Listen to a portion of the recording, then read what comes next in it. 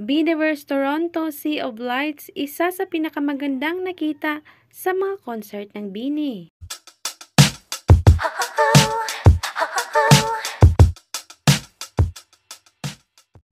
Eto nga ang last concert ng BINI for their Biniverse Canada. Fans ginawa ang Sea of Lights sa Biniverse Toronto. Natunghaya na isa ito sa pinakamagandang waving of lights ng mga audience. Makikita nga gaano karami ang mga tao sa pagpapailaw ng cellphone at light stick with a sea wave motion. Kahit sa malayuan, matatanaw mo ang sobrang daming taong pumunta.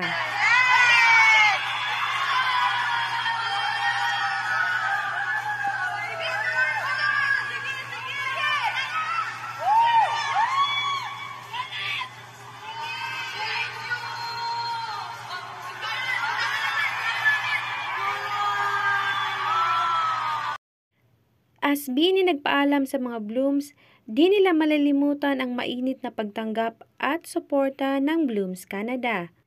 Their first Biniverse Canada naging matagumpay dahil sa suporta ng mga fans.